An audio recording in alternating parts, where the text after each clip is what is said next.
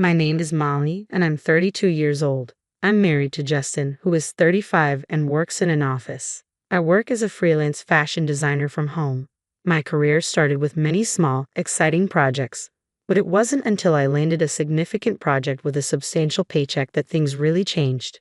This opportunity allowed Justin and me to move into a luxurious high-rise apartment, something I had always wanted.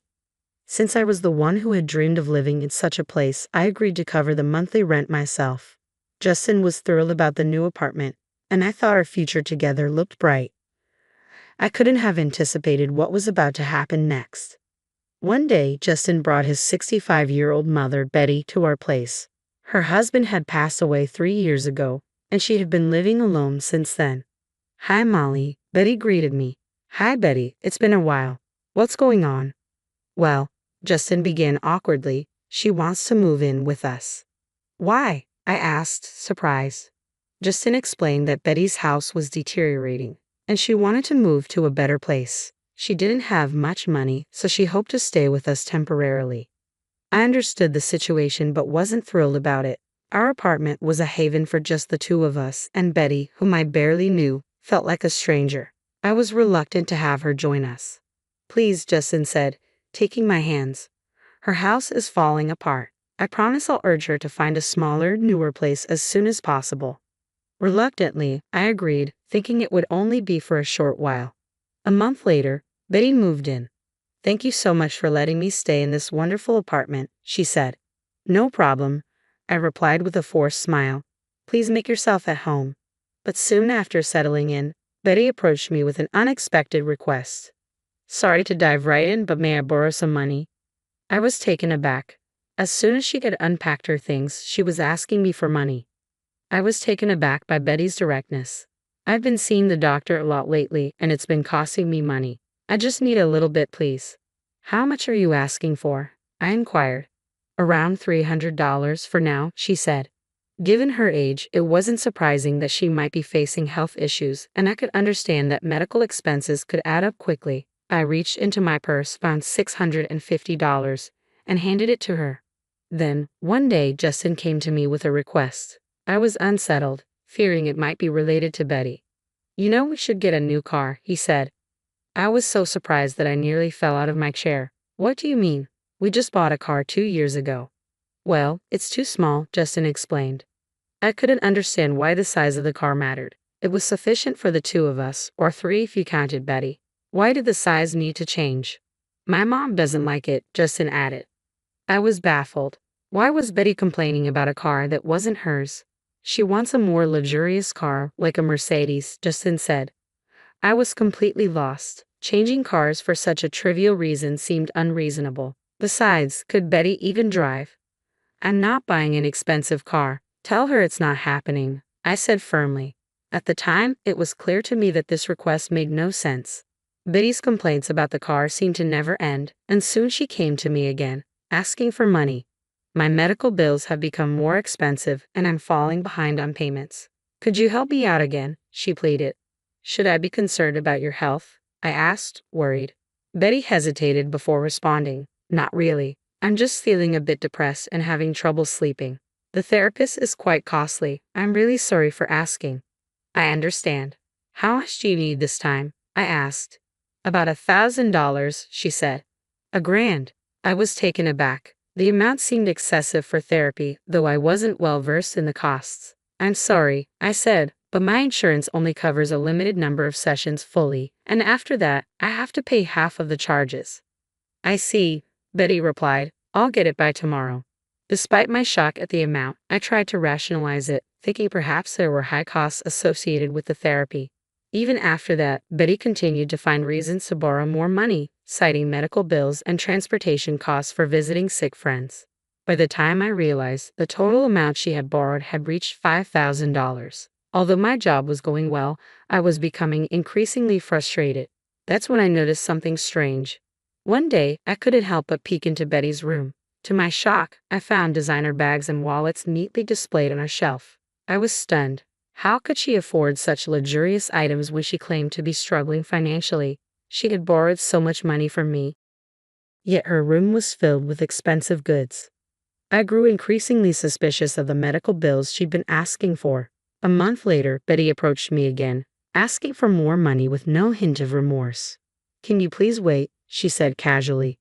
I decided it was time to confront her. I called Justin, who seemed unaware of the situation.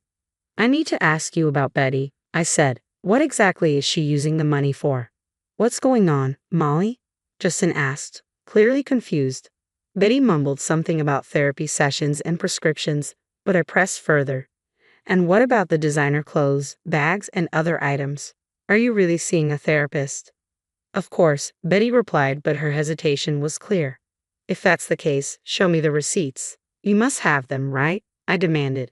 Cornered by my questioning, Betty was at a loss for words. It became evident that she wasn't using the money for her well-being but for something else entirely. Justin, still puzzled, asked, "Wait, what are you guys talking about?" "Betty has been spending the money she borrowed from me, more than $5,000, on luxury items," I explained. "Even so, you're being too aggressive. Can you talk to her more gently?" Justin said, his loyalty clearly lying with his mother. In other words, he was a mama's boy. "I don't have receipts," Betty admitted. "I have been shopping and dining out with friends."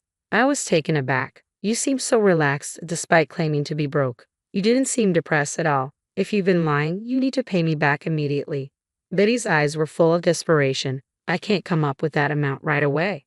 Frustrated, I pointed to the designer items in her room. "Sell all of those things. If you can't, then move out." Justin, ever the defender, intervened. "Hey, you're being unfair. She deserves a little luxury too." "I wouldn't call it luxury," I shot back. "More than $5,000 has been squandered. This feels like a scam." Justin countered, "You're being disrespectful. Just because you're paying the rent doesn't give you the right to be so arrogant." "If you're unhappy, then you can leave," he said. "What?" I was incredulous. I was reaching my boiling point. Steam seemed about to burst from my ears as I glared at him. "Did I say anything wrong? You're the one who brought Betty here in the first place. You do nothing but lounge around at home. Thanks to you, I'm stuck living with this mess. You're so condescending, it's infuriating."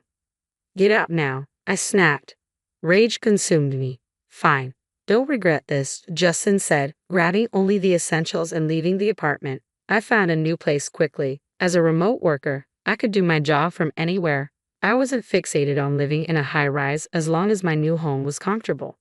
So now, what was next? I had no intention of returning to that place. I had been covering the rent on my own, and I assumed Justin had no interest in taking over. Even if he wanted to, his paycheck wouldn't be enough to cover it. My income far exceeded his. I consulted with a realtor who had assisted me before. I explained that, due to personal reasons, it had become very difficult to manage the monthly rent. Although I could technically afford it, I chose to downplay my situation. "I'm sorry to hear that. What would you like to do?" the realtor asked. I asked for his help with the situation. One day, while I was working, I received a call from Justin. "What's going on?" I answered, puzzled. "Why didn't you tell me?" Justin demanded. "I was told to move out because the lease was canceled." "Yes, I asked the property agent to break the lease," I explained. "Since I don't live there anymore, I don't see why I should continue paying the rent." "But my mom and I still live there," Justin protested. I was stunned. "What? That's absurd. I don't live there, so why should I keep covering the apartment? If you're in trouble, you should talk to your mom and maybe sell some of her things to raise the money," I suggested. I was incredulous and frustrated. It seemed Justin's sense of entitlement had no bounds. I spoke with a hint of sarcasm. "Well, you were the one who wanted to live in a high-rise. If you're not ready to move, why don't you take over the lease yourself?" "Oh wait, you probably can't afford it with your salary." Justin seemed at a loss for words. "You know, you should be able to manage a modest apartment. So go ahead and deal with it. Move in with your mom." "Are you kidding me?" I retorted. "My mom has already used up her savings from selling her house. I don't have any extra funds myself. How do you expect me to find a new place?" "That's not my problem," he replied. I couldn't understand how he still had no savings when he had been relying on my income. The entitlement and irresponsibility of both him and his mother were astounding. "You've brought this upon yourselves with your foolishness," I said. "From now on, figure it out on your own." "Are you saying we should be homeless? You're still my wife," Justin pleaded. "I've told you, figure it out elsewhere. I'm done with this. Goodbye." I hung up the phone. A few minutes later, my phone rang again. It was Betty. "Mally, I'm really sorry," she said, her voice trembling. "I will pay you back, so please don't kick us out."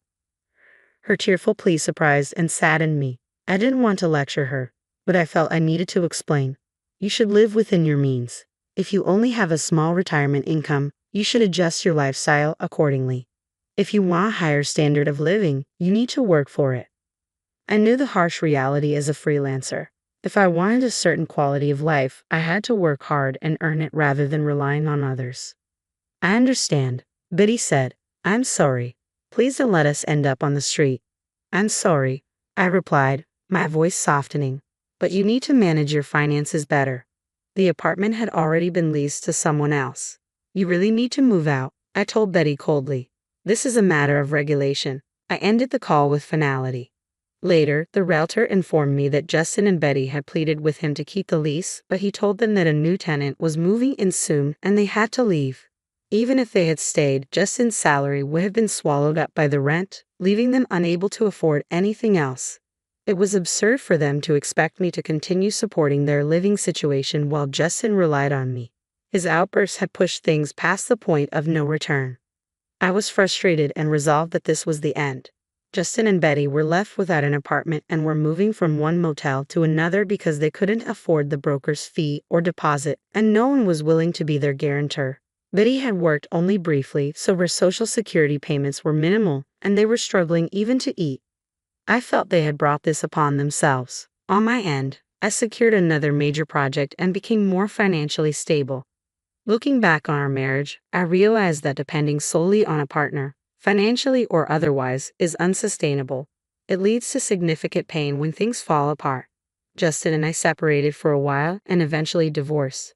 Our feelings had cooled, and there was no reason to stay together. Now that we're estranged, I feel a sense of relief.